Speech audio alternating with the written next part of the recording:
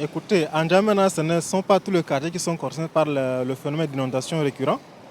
Nous avons les premiers quartiers qui ne sont pas concernés.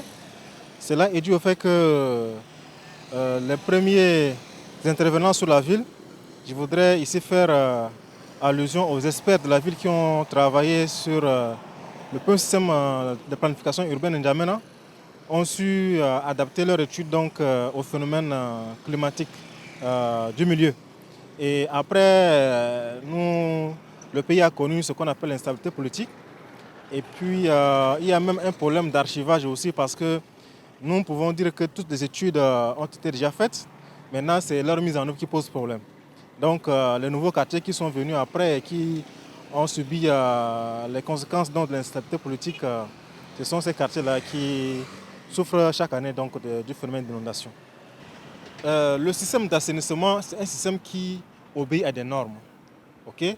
Chaque ville est caractérisée par la pluviométrie, la quantité d'eau qui tombe sur une surface donnée pendant un temps donné.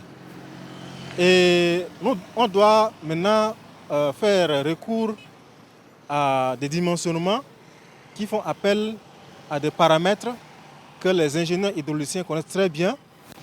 Je veux dire que si une goutte d'eau tombe sur un endroit, nous devons savoir combien de temps cette goutte d'eau-là met pour arriver à l'exutoire.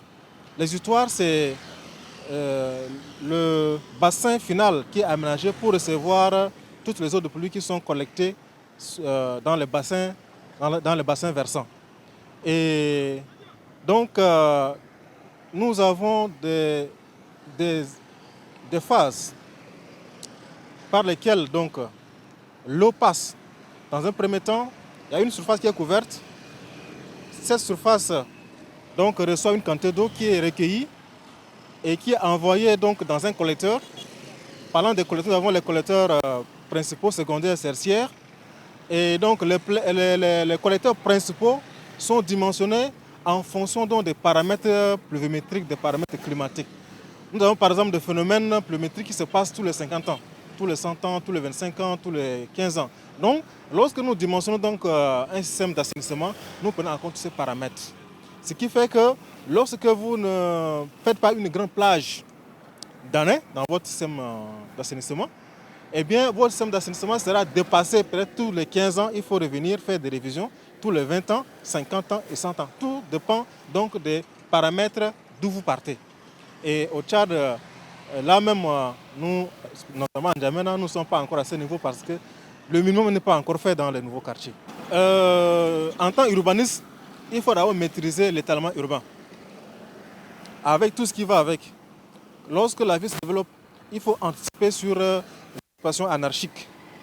Lorsque la viabilisation donc, des tissus urbains, de l'urbanisation future, il faut déjà s'intéresser aux espaces périurbains, les assainir avant que l'habitant vienne s'installer.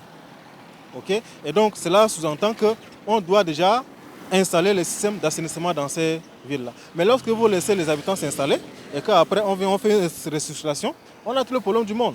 Donc le phénomène d'inondation en fait partie.